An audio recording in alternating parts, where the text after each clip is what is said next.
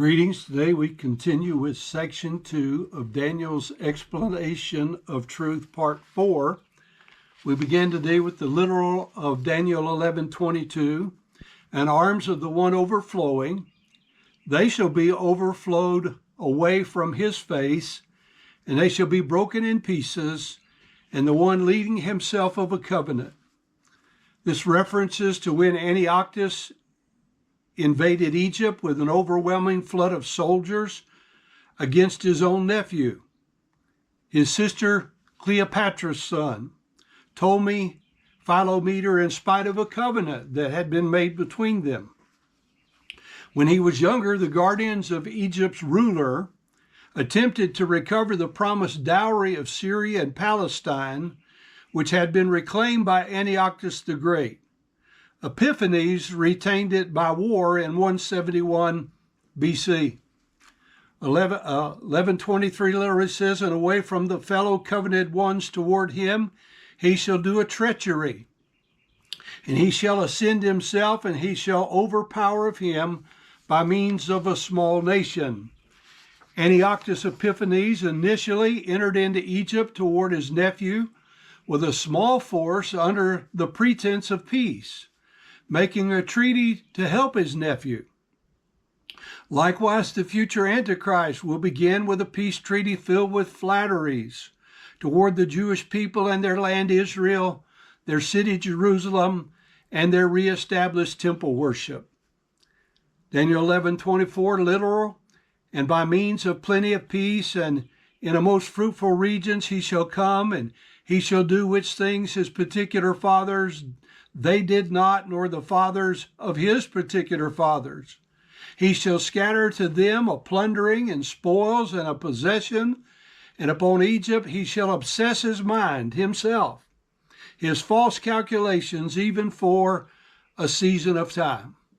So the immediate and practical fulfillment of this verse concerns Ptolemy, Philometor, and Epiphanes, who seized the choicest parts of Egypt, Memphis, and all of Egypt as far as Alexandria. Someone has noted that there are three comparisons between Epiphanes and Antichrist. One, his rise to power. Two, his delay from making the covenant to breaking it. And three, a career of blasphemy until the time of his death. Daniel 9:27 had told us that he shall confirm the covenant with many for 1 week, and in the midst of the covenant he shall call the sacrifice and the oblation to cease. And for the overspreading of abominations he shall make it desolate, even until the consummation, and that determined shall be poured out upon the desolate. Now, when it says he shall do what his fathers had not done, refers to the fact that he conquered the kingdom of the south, Egypt, nor the father of his fathers. He was obsessed with Egypt. His plans for Egypt were fairly quickly successful for the most part, but some parts of his plan took a longer period of time. He returned to Judah to inflict the Jewish people for their joy over his reported death. It is during this time that the resistance of the Jewish people surfaces, which forces Epiphanes to take a longer-term effort to make some strongholds. Keeping the historical separate from the foreshadowing of the future events is a tedious task in this particular passage. Daniel 11:25 literally says, and his particular strength, and his particular heart, it shall be aroused out of sleep upon the king of the south direction by means of great dynamic power. And the king, the ruler of the south direction, he shall be joined together with a war by means of great dynamic power and exceedingly strong in number, and he shall not stand himself, because they shall obsess their minds themselves, false calculations upon him. Now this verse is an amplification and a clarification of the general statement from Daniel 11:22 through 24. This refers to the first open invasion of Egypt with a large army as opposed to a small one.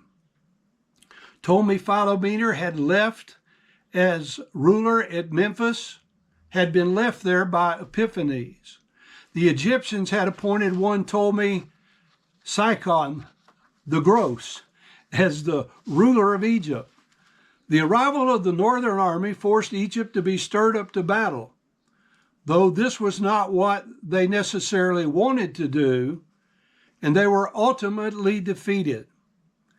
Antiochus justified his warring as an attempt to help Ptolemy Philometor retain his throne instead of Physcon, who was attempting to usurp it.